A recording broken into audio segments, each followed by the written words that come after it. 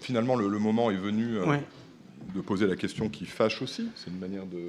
c'est-à-dire, comment faire avec la psychanalyse, mais si on avait une vision, alors pas strictement utilitariste, mais disons constructive de ce qui nous intéresse, c'est cartographier les lieux où précisément les mots font défaut à la description historienne, mais c'est se mettre en quête de ce qui pourrait l'aider, quoi, l'équiper.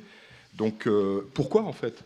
Pourquoi faire avec? On peut faire sans. Hein, donc la vraie question, c'est qu'est-ce que le rapport à la psychanalyse? Donc je sais pas, à ses routines interprétatives, à la façon dont elle saisit les cas, permettent à l'histoire de dire qu'elle ne parvient pas par d'autres moyens à dire.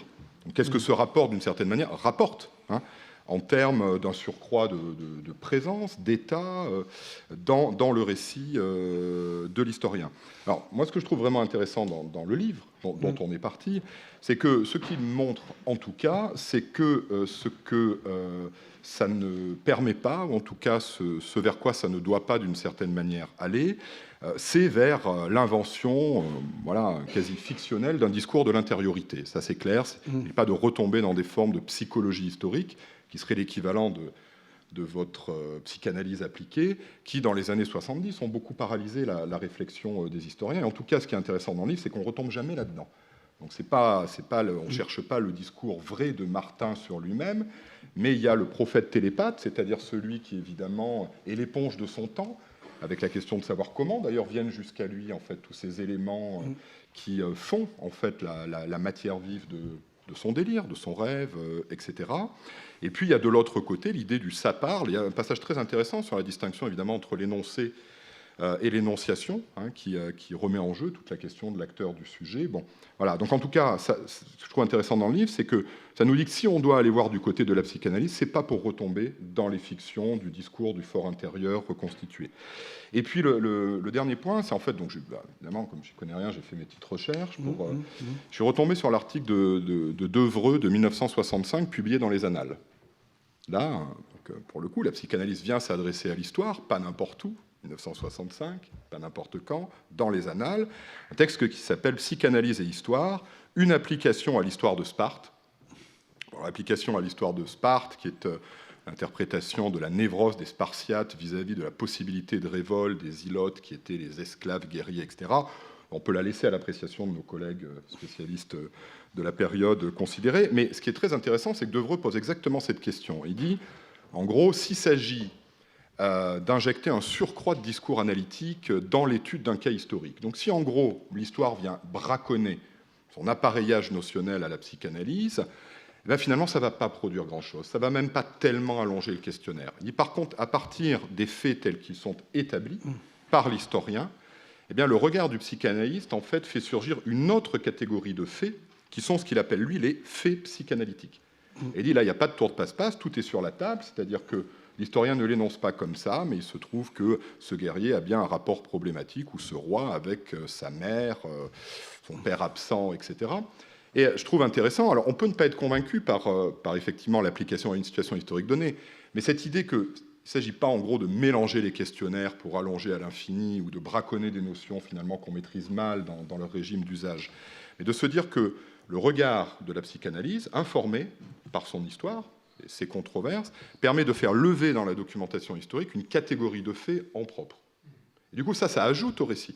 Là, ça commence à nous intéresser, peut-être, tu vois. Oui, ça repeuple, au moins, d'une certaine manière, ou ça dédouble nos faits. Mais ça les multiplie. Et là, on est pour la multiplication des faits. Allez, on est pour la multiplication des faits. Donc, Stéphane, c'est à toi.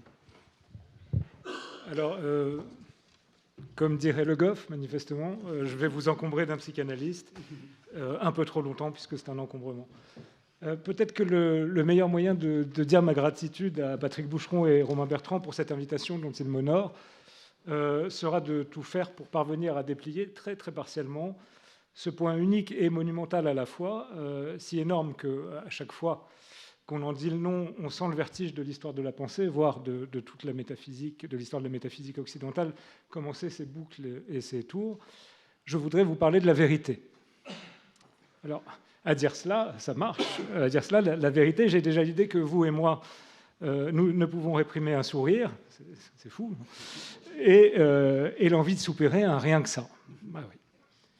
Dire ma gratitude profonde parce que cette invitation me paraît précieuse à un moment très, très particulier de l'histoire de la psychanalyse, moment que je crois de sa nécessaire relance, moment de sa reprise. Et vous aurez raison d'entendre dans la reprise la couture bricolée des chaussettes, des tissus et des chiffons, aussi bien que la traduction, la bonne traduction de la reprise de Kierkegaard, de la répétition de Kierkegaard, dont vous savez que Lacan a fait un concept fondamental de la psychanalyse dans sa lecture de Freud.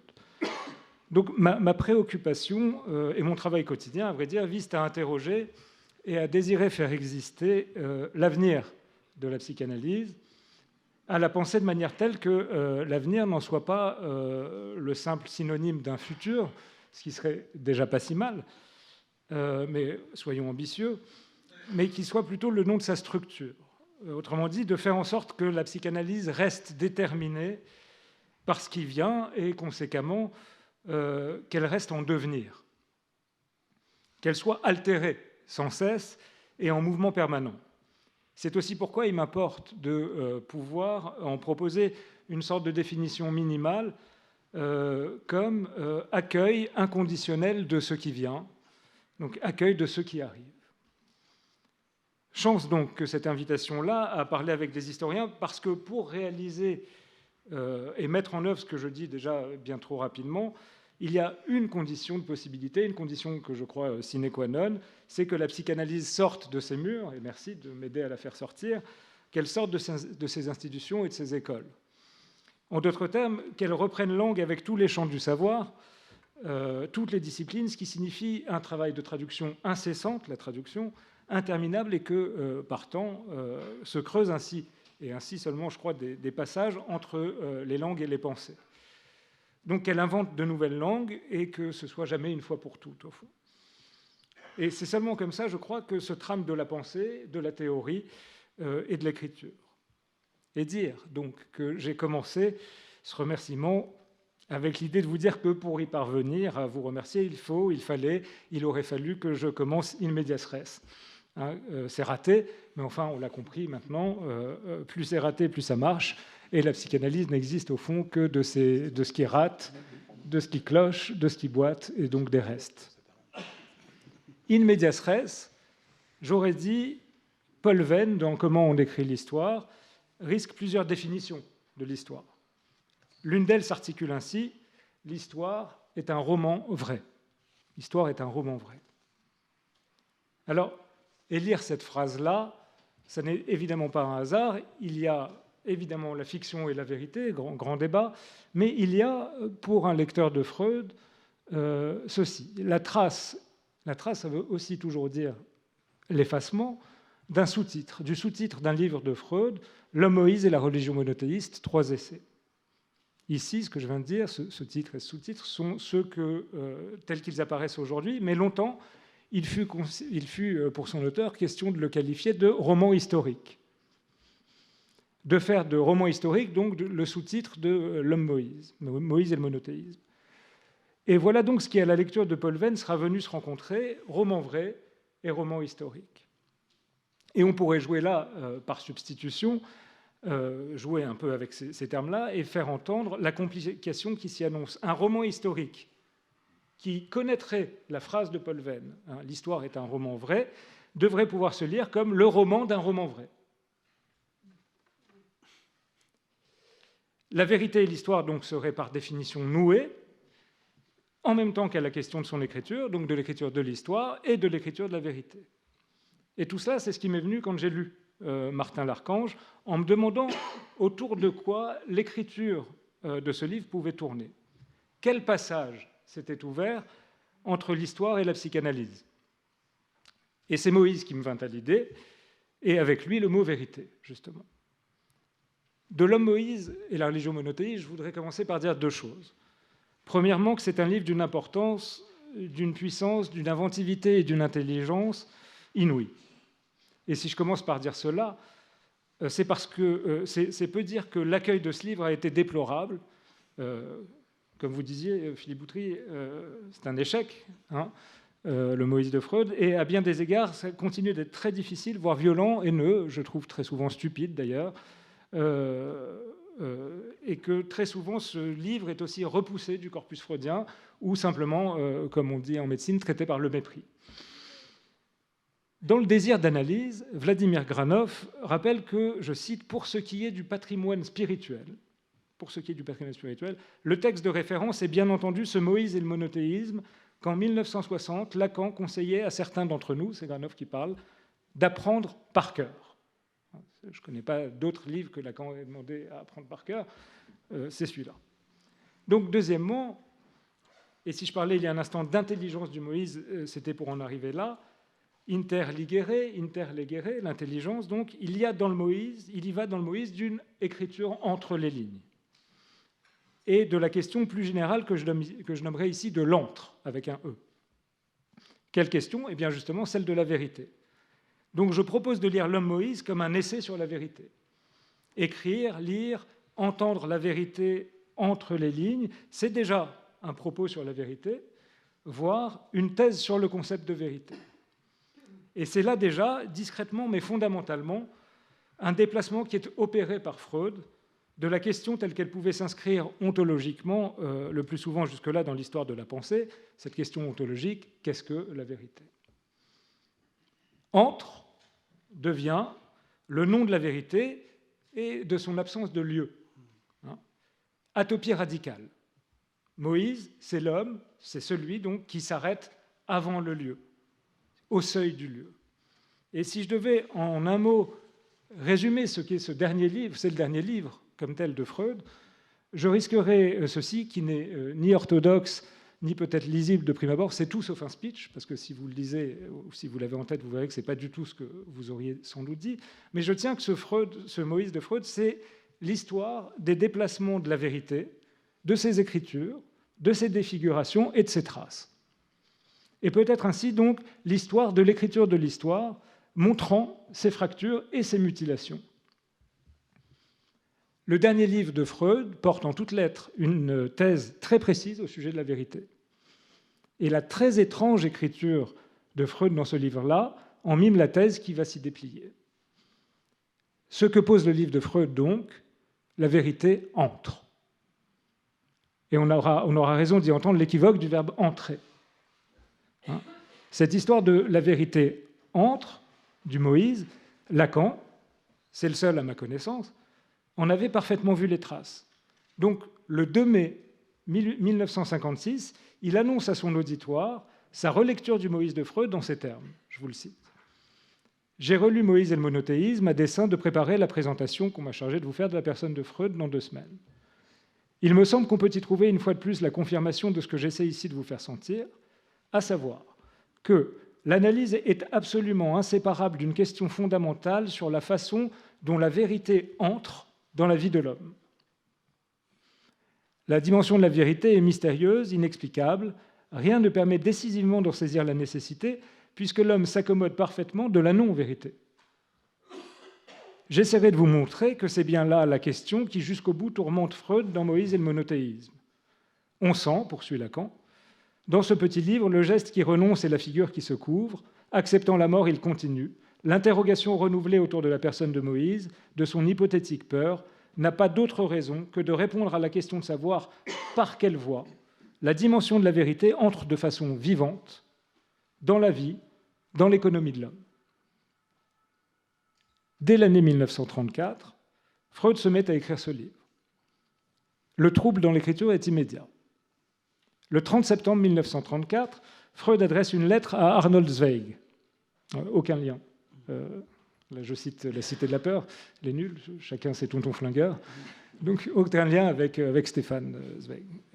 Il écrit donc à Arnold Zweig, la correspondance est fondamentale pour lire le Moïse, avec Zweig.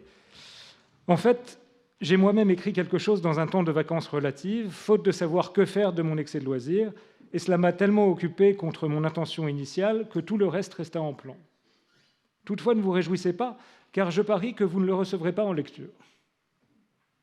Alors, contre toute attente, rien n'est anecdotique dans ce que je viens de prélever de cette lettre, qui, au vrai dans son intégralité, cette lettre du 30 septembre 1934, contient déjà en Gésine le livre, qui ne paraîtra pourtant que 5 années plus tard. Il suffit de prêter attention au mouvement de cette écriture pour saisir ce qui se joue. J'ai choisi d'inclure dans la citation cette dernière phrase: « Toutefois, ne vous réjouissez pas, car je parie que vous ne le recevrez pas en lecture. » Pour une raison précise, que la phrase suivante est claire. Donc il dit « Vous n'allez pas le recevoir, mais laissez-moi vous expliquer de quoi il s'agit. » Et je crois que tout le Moïse est bâti sur cette structure, construit sur ce mode-là. Une écriture en battement, en pulsation, en rature, en doute, en hésitation, en impuissance, en avancée, en retrait, en don et en reprise. Ce qui se donne se reprend sans arrêt, se répète et laisse trace, justement, de ce mouvement de ressac interminable. Trace manifeste jusque dans la version définitive et donc publiée du livre. Et je tiens qu'on doit prendre la syncope de cette écriture, non pas comme un symptôme de Freud, parce que les commentaires de ce livre ne sont la plupart du temps que de vilains morceaux d'analyse sauvage de l'homme Freud ou de très tristes tentatives de psychobiographie. Mais donc je ne dis pas un symptôme de Freud, vraiment pas, mais l'indice de la radicalité, de la complication et de la singularité de ce qui, sous le nom de Moïse, est mis en jeu par Freud. Vérité, vous l'aurez compris, est le nom de cette mise, et l'écriture de cette mise, le jeu de la vérité lui-même. Comment cette lettre, donc, sans y paraître de prime abord, mais pour la psychanalyse, rien n'est jamais rien. Cette lettre donc traite du traitement de la vérité, qui est le nom de l'inassimilable. Et l'intérêt de cette thèse et son originalité repose non pas seulement sur ce qu'elle pose, mais justement sur ce que cela entraîne en termes de manifestation, y compris de la vérité elle-même. Donc comment l'inassimilable peut-il, s'il le peut, se manifester? Et c'est là que l'homme Moïse ne peut pas ne pas être convoqué.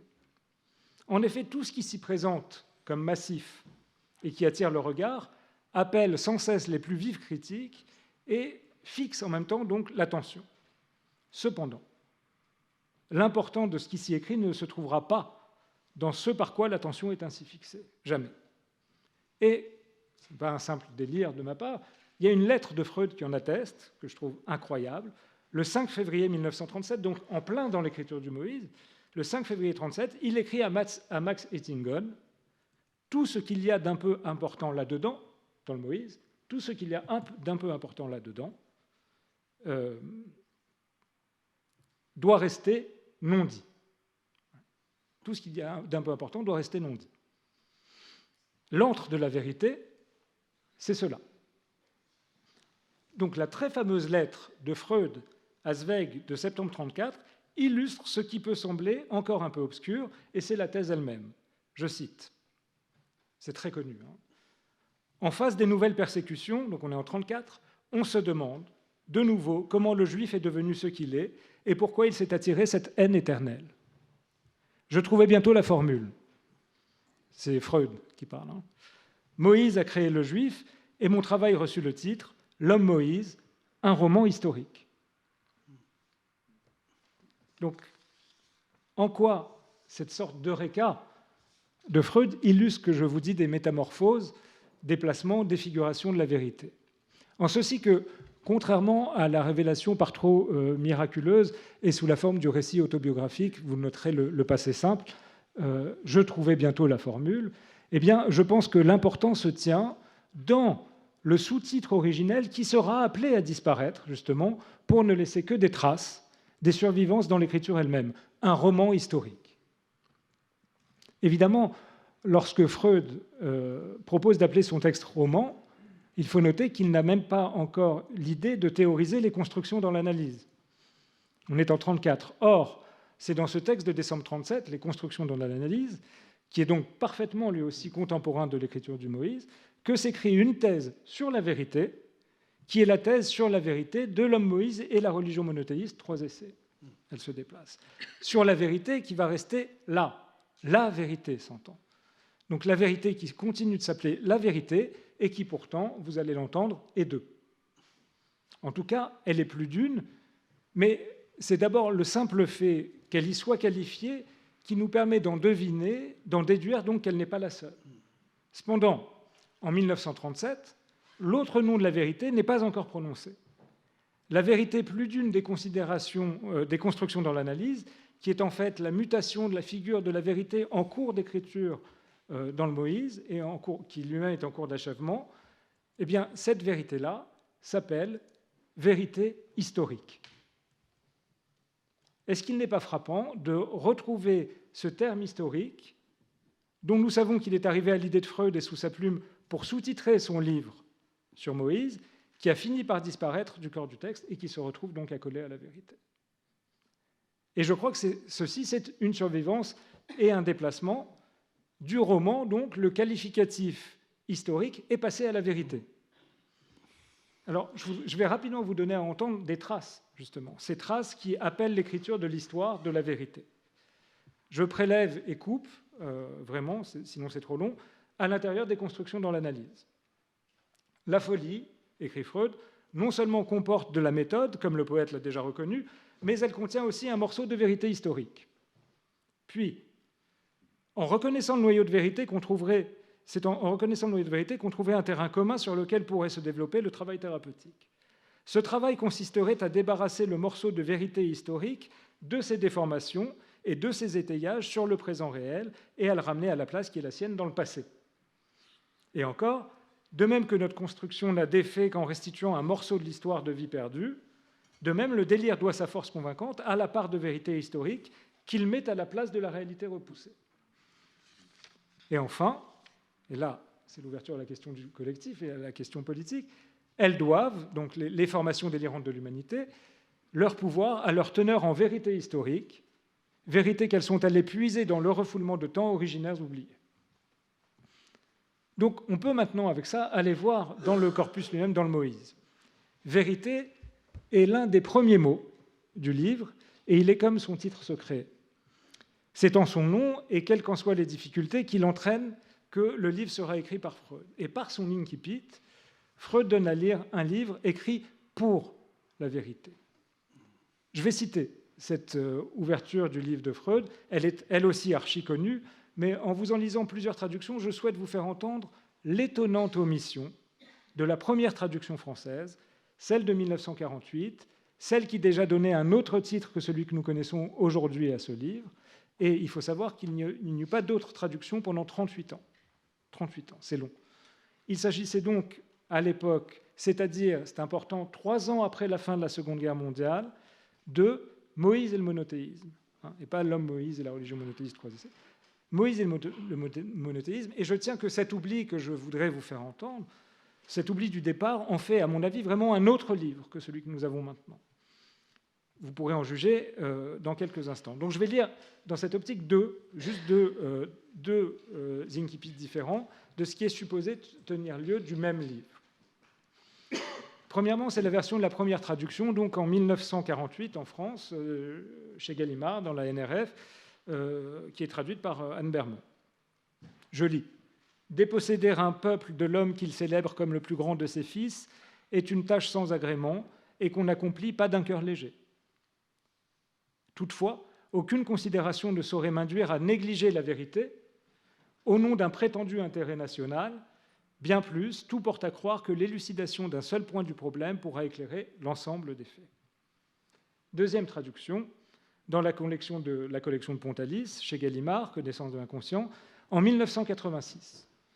Le titre correspondant au titre allemand réapparaît, et le premier paragraphe est de nouveau tout entier traduit par Cornelius Heim. D'ailleurs, il s'appelle Heim, c'est drôle.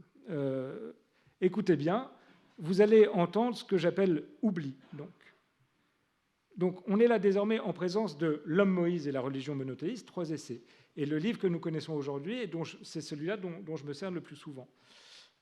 J'ajoute encore qu'il y a eu, avant cette nouvelle traduction de 86, une réédition de la première traduction, sans changement, toujours chez Gallimard, dans la collection Idées, en 67, et on voit que l'oubli s'est fait très insistant.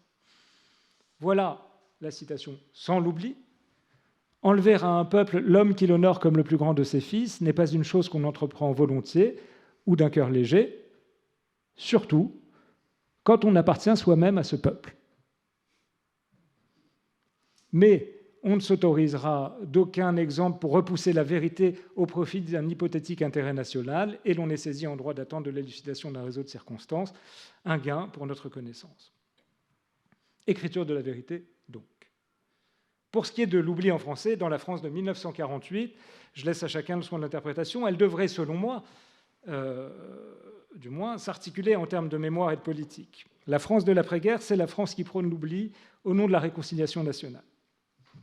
Aura-t-il donc cet oubli travaillé en silence jusque dans une traduction de Freud, d'un Freud qui dit, dans un écrit qui aura fini par être rendu public, donc qui est publié, qui est destiné à ses lecteurs, et non dans une correspondance privée, qui dit donc pour tous, comme rarement, presque jamais à vrai dire, son appartenance, comme on appelle ça, surtout quand on appartient soi-même à ce peuple. Cet oubli donc est intéressant à plus d'un titre. Il faudrait enfin, en vue de cette interprétation, prendre la mesure de ce que signifient les 6 années de l'écriture de ce livre-là, de 1933 à vrai dire, où ça commence, à 1938, la fin de l'écriture et la publication en 1939. Saul Friedlander, qui a écrit lui-même une Histoire et psychanalyse, les appelle ces années-là les années de persécution. Dans l'ouvrage qui porte ce titre, Les années de persécution de Friedlander, on lira à profit le chapitre « Un modèle autrichien », consacré précisément à Vienne, et commençant, avant de rentrer dans l'horreur des persécutions, des brimades, des tracas quotidiens, du rôle des institutions, des administrations, des politiques de boycottage, des passages à tabac, etc., dont on a assez peu d'idées, et tout cela avant que, comme dit Friedlander, la Wehrmacht eût franchi la frontière. Commençons donc, avant cela, par l'autorisation donnée à Freud, si on peut appeler ça donnée, puisque pour en arriver là, il aura fallu la double perquisition de son appartement par la Gestapo, la convocation et l'interrogatoire d'Anna, sa fille, la confiscation d'une partie de ses biens et le paiement obligatoire de ce qui s'appelait, comme c'est beau, la taxe de fuite. Donc, l'autorisation de quitter Vienne le 4 juin 1938. Et Friedlander de rappeler alors ce qui est très connu encore, que Freud osa écrire dans la déclaration selon laquelle il n'avait subi aucun mauvais traitement. C'est Freud. C'est apocryphe. Bien. Ah bon ? Bon, alors c'est apocryphe, je me suis fait apocrypher. Je peux cordialement recommander la Gestapo à tous. Je suis désolé, j'ai pas lu le texte allemand. Ok. Allez-y, je vous en prie. Par qui ? C'est toute une histoire. C'est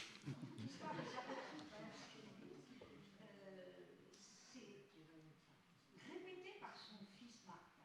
Pardon, c'est répété. Non, mais on a de la chance, vous êtes là. Qui dit, il a dû dire ça.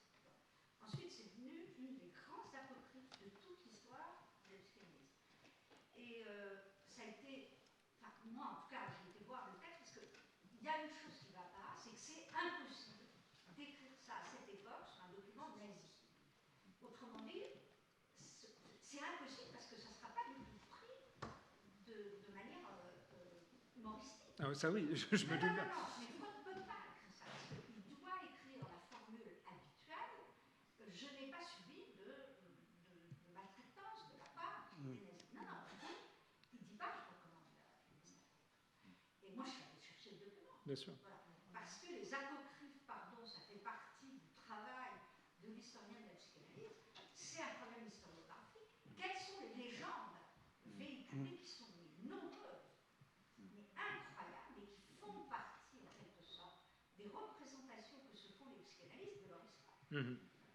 Et j'ai pu établir aussi cette chose extraordinaire, c'est qu'il y avait 50 commentaires de psychanalystes de tous les pays du monde sur une phrase qu'il n'avait jamais prononcée. Il y en a plus d'une qui n'a jamais prononcé, on le sait. Mais cette fois, ce qui est intéressant, c'est que c'est pas je cite Saul Friedlander, je cite un historien.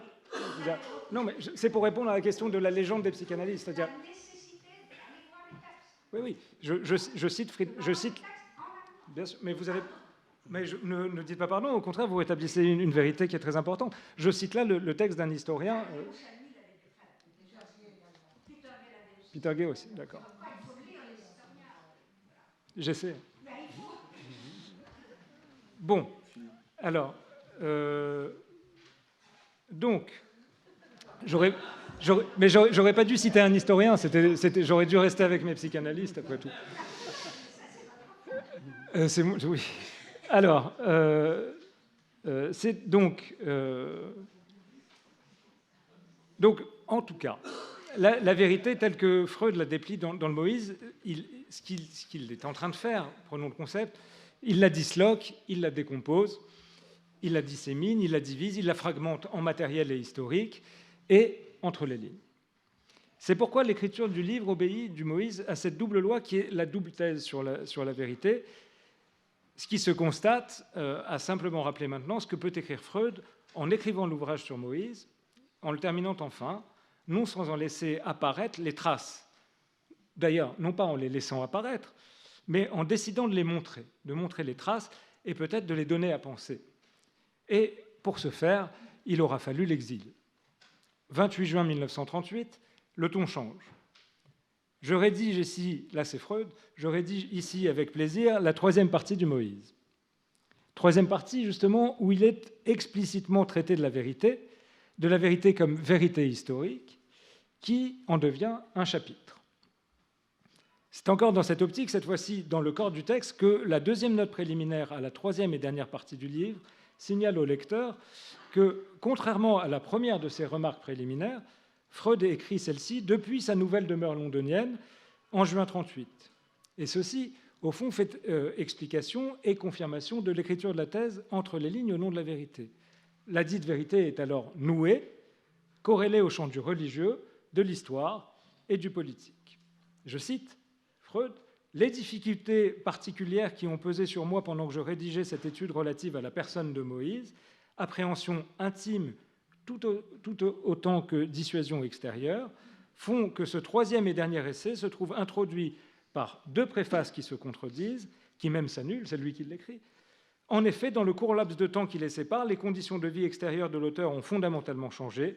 Je vivais alors sous la protection de l'Église catholique et me trouvais dans l'angoisse de perdre cette protection par ma publication et de susciter en Autriche une interdiction de travail qui eût frappé les partisans et les disciples de la psychanalyse. Puis ce fut soudain l'invasion allemande. Le catholicisme se révéla un roseau flexible, certain désormais, en outre, d'être persécuté non seulement à cause de ma manière de penser, mais aussi à cause de ma race. Je quittai, avec un grand nombre d'amis, la ville qui avait été ma patrie depuis mes premières années d'enfance, durant 78 ans. Ce nouage, donc, et la nécessité d'une écriture entre les lignes qu'il aura déterminée, on y a aussi accès très directement dans une lettre encore, donc cette fois une lettre qui est adressée à Lou Andréa Salomé, qui est datée du 6 janvier 1935. Et il est frappant de voir que ce nouage de la question problématique de la vérité aux religieux rejoint l'abord le plus métaphysique, finalement, du traitement de la vérité dans l'histoire de la pensée occidentale.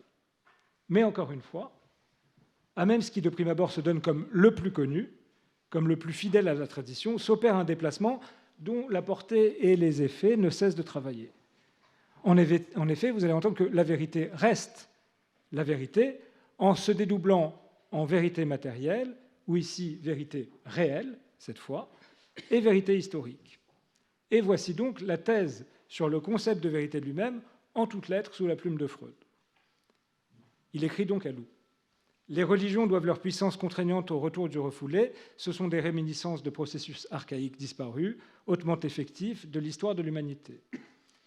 J'ai déjà dit cela dans Totem et Tabou, et je le condense maintenant en une formule. Ce qui rend la religion forte, ce n'est pas sa vérité réelle, mais bien l'historique.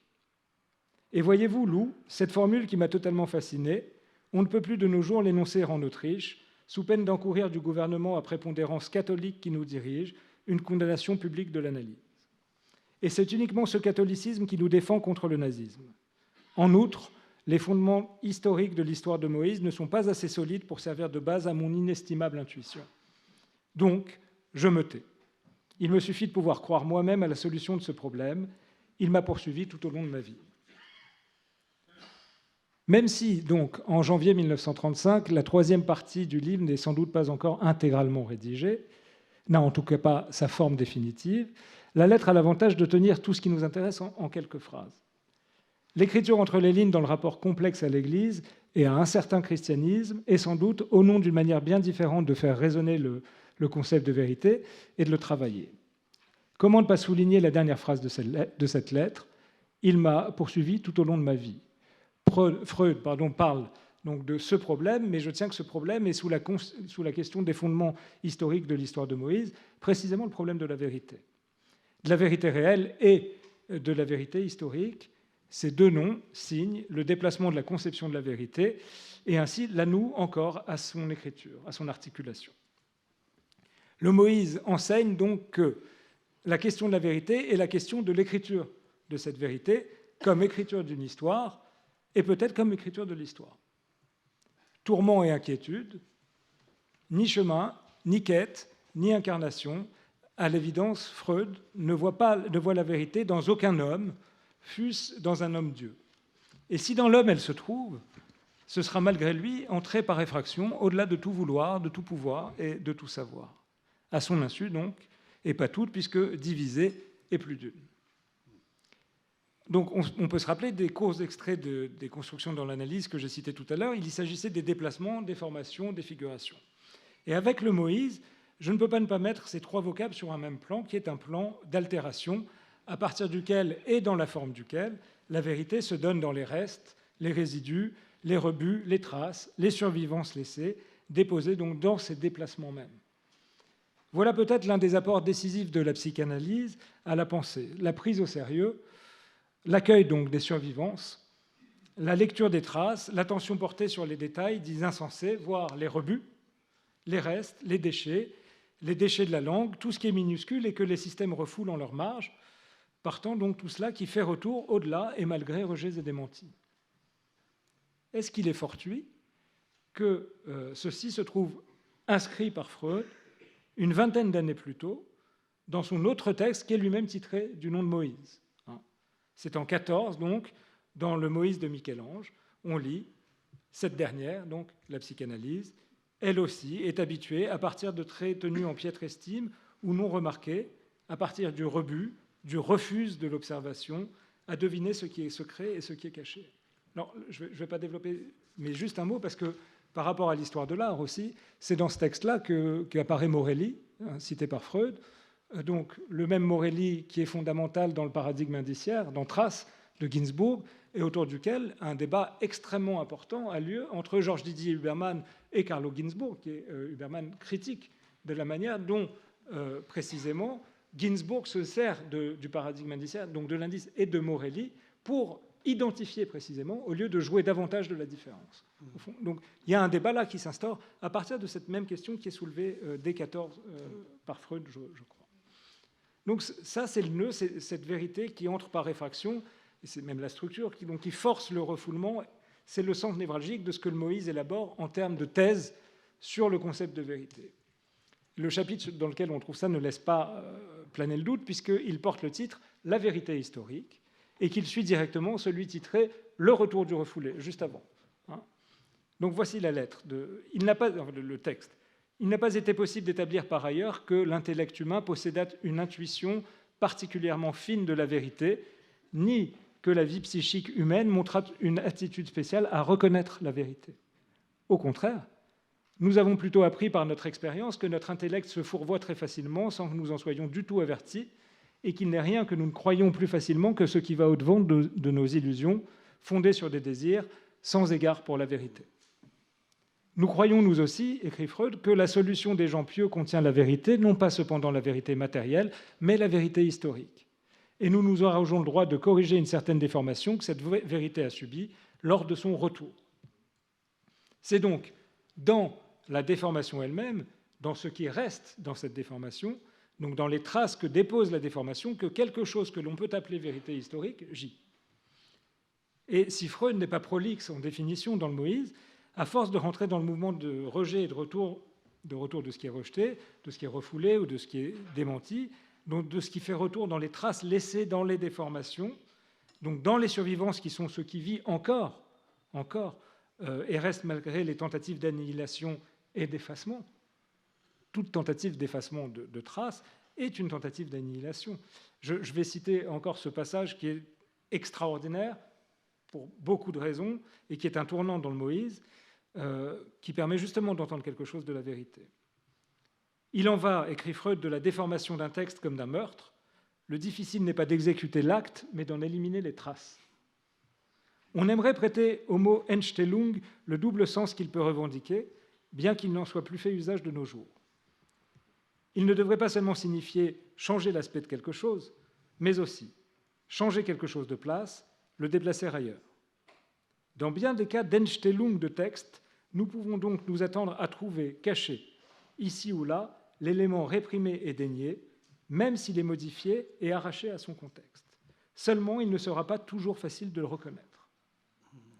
Je disais donc avant cette leçon fondamentale quant à l'écriture entre les lignes de la vérité que si Freud n'est pas prolixe en définition dans son dernier livre, il n'en reste pas moins que, en découpant le mouvement de sa pensée, on est tombé sur quelque chose comme une définition de la vérité qu'on peut isoler, ce qui, donc, déformé, fait retour, c'est ça la vérité, et qui agit dans des traces, des survivances et des restes. Donc à ceci, à tous les fils qui font nœud autour de la vérité, je voudrais enfin ajouter quelque chose, cette fois qui tourne davantage autour de la vérité qui est dite matérielle ou réelle. Car on ne doit pas perdre de vue qu'elle est deux, donc sous la plume de Freud, la vérité.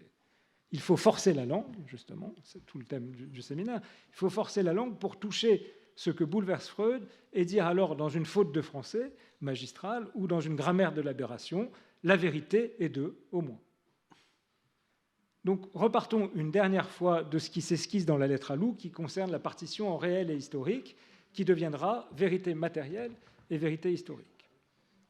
En 1935, la matérielle est dite par Freud réelle. Mais matérielle, elle gardera trace du réel. Qu'est-ce que ça veut dire? Qu'est-ce que c'est que ce réel-là?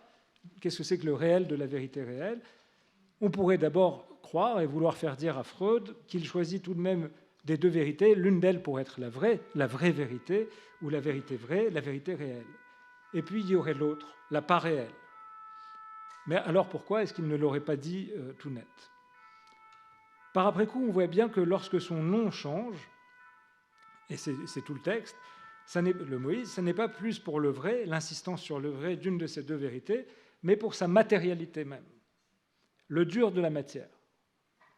La dureté de cette matière à venir pour le réel tend vers, évidemment, ceux qui connaissent ça l'ont en tête, ce que du réel fera Lacan. Je cite, « Il n'y a pas d'autre définition possible du réel que c'est l'impossible. Quand quelque chose se trouve caractérisé de l'impossible, c'est là seulement le réel. » Lacan dit, « Quand on se cogne, le réel, c'est l'impossible à pénétrer. » La matière donc de la vérité matérielle est réelle d'être ce contre quoi l'on bute, ce à quoi on se cogne et qui ne se laisse pas pénétrer. Mais voilà, on sait maintenant que ça n'est pas là le tout de la vérité, qu'il n'y a pas en fait de tout de la vérité. Et cela, c'est le singulier de la pensée freudienne.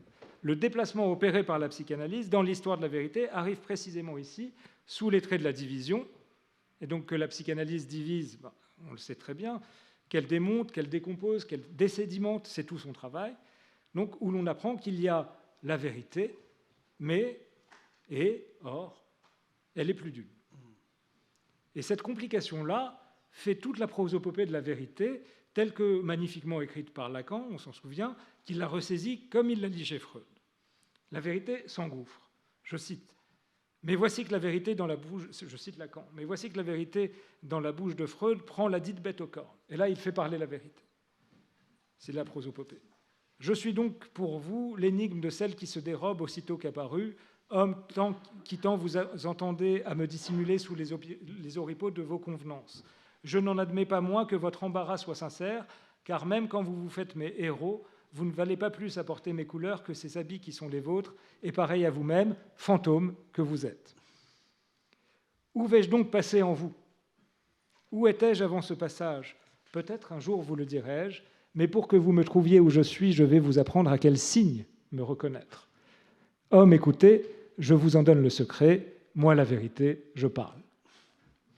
Alors, c'est bien cette vérité-là qui parle, historique au nouveau sens de Freud, dans le remaniement de la langue qui s'opère par l'écriture du Moïse, en ceci qu'il y va bien de survivance, de traces, de déformation, d'altération, de défiguration, d'effacement et d'impossibilité d'effacement de la trace en même temps. De ce qui reste, donc de ce qui agit encore, et donc de ce qui travaille.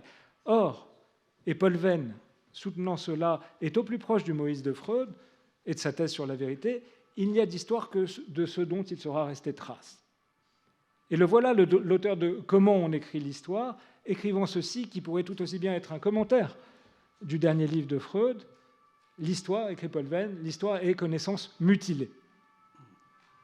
Il y a donc de l'Entstellung dans cette mutilation-là, et ceci pose en nécessité l'écriture de l'histoire au nom d'une vérité difficile et pas toute. La vérité, donc, selon Freud, n'obéit pas à la loi de la relève. En disant qu'aucune des vérités n'est la vérité de l'autre, se pose un barrage donc contre toute tentative de pensée purement dialectique. Vérité matérielle et vérité historique ne se dialectisent pas, elles ne font pas système. Il y a et la vérité matérielle et la vérité historique, et la vérité reste la vérité alors même qu'elle est plus d'une. Ce à quoi s'oppose donc cette conception de la vérité, lorsque je dis penser qu'elle empêche toute relève dialectique, eh bien, c'est à toute la structure de la construction paulinienne du christianisme et à ses effets encore vivaces dans l'histoire. Voilà ce que l'universalisme paulinien, donc de saint Paul, ne saurait saisir dans cette construction soustractive qui est la sienne et que l'on retrouve dans les fameuses phrases de ses lettres aux Galates, 3, 26, 29, dont je rappelle le plus célèbre verset, le 28. « Il n'y a, dit Paul, ni juif ni grec, il n'y a ni esclave ni homme libre, il n'y a ni mâle ni femelle, car tous vous ne faites qu'un dans le Christ Jésus. » Le plus d'une de la vérité, surgissant dans l'homme Moïse, y objecte radicalement. La vérité s'appuie sur le « et ». Et toujours en même temps, et ceci, et cela, et ceci, et cela, et cela, et matériel, et historique, et entre les lignes. Et elle a ceci de commun, je crois, avec l'inconscient, d'être au-delà du principe de non-contradiction, et partant de la négation. Sa mutilation, sa multiplicité, donc son empêchement de toute totalisation, en font une mise en question du un, comme il a été dit tout à l'heure, du un de l'universel paulinien. Mise en question et dérangement des pulsions de pouvoir, d'identité et de totalité.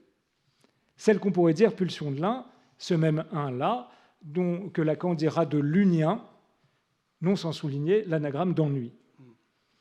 De là à dire que écrire et construire ainsi la vérité dans l'histoire de Moïse, l'écrire en traversant les années 33 à 39, écrire la vérité plus d'une, en fracturant et divisant le mythe de l'origine et au plus loin de toute référence biologique et raciale, de là à dire qu'écrire ce roman historique-là, dans cette langue-là, est une leçon de politique, de langue du politique, mais c'est le même donc, une leçon de résistance à une certaine Église, au totalitarisme nazi, au fondement intellectuel de l'extrême droite, il n'y a qu'un pas, et l'écriture de Freud en est le franchissement. Je vous remercie.